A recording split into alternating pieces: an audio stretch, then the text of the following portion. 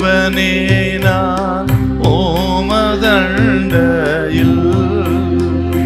இல்லோம் நெருங்கி சேர்வதே என் ஆவல் பூமியில். அப்போஸ்தலர் 20ஆம் அதிகாரம் 24வது வசனம். ஆகிலும் அவைகளில் ஒன்றையும் குறித்து கவலைப்படேன், என் பிராணனையும் நான் அருமையாக எண்ணேன். என் பிராணனை அருமையாக எண்ணேன். அதில் இருக்கக்கூடிய ஆழமான அழுத்தமான வார்த்தை, என் பிராணனை, என் உயிரை, என் ஜீவனை, என் வாழ்வை அருமையாக நான் எண்ண மாட்டேன்.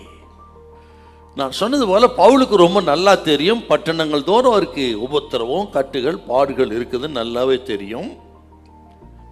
ஒரு சாதாரண மனுஷனாக இருந்திருந்தால் அவர் அதிலிருந்து தப்பிப்பதற்கு வகை தேடி இருப்பாருங்க.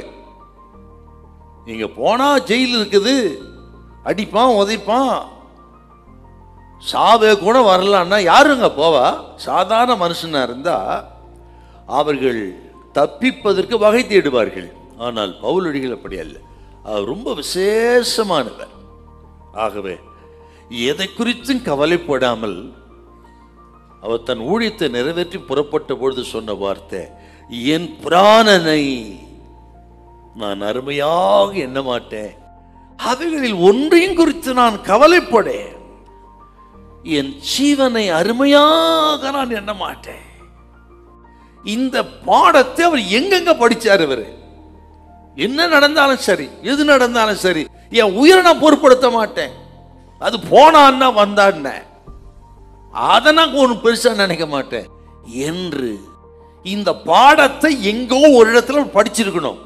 எங்கே படித்தார் என்றால், தன்னை ரட்சித்த, தன்னை ஆட்கொண்ட தன் எஜமான் இயேசுவிடத்திலே படித்த பாடம் இது. அப்படி ஆண்டவர் இயேசு என்ன சொன்னார்? மார்க்கு சுவிசேஷம் 8ஆம் அதிகாரம் 35வது வசனம்.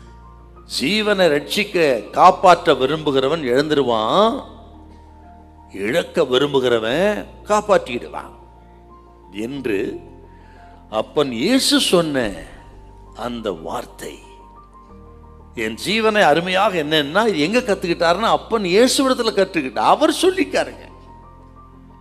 மட்டுமல்ல, இன்னொரு வார்த்தை ஆண்டவர் சொன்னார். லூக்கா சுவிசேஷம் 9ஆம் அதிகாரம் 23. ஒருவன் தன்னைத்தான் வெறுத்து தன்னுடைய சிலுவையை சுமந்து கொண்டு என்னை பின்பற்ற கடவன். அதுதான் சார் கிறிஸ்தவன். சிலுவை சுமக்கிறவனே கிறிஸ்தவன். சிலுவை என்ற பாடு, உபத்திரவம், நிந்தை, அவமானம், மரணம், இதை பவுலடிகள் தன் எஜமானத்தில் கத்துக்கிட்டாரு. கத்துக்கிட்டவர் தான் இப்ப சொல்றாரு, என் ஜீவனை நான் அருமையாக எண்ணேன்.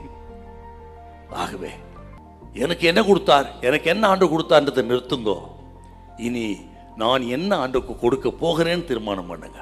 உங்களுக்கு கொடுத்த ஊழியத்தை செய்யுங்கள்.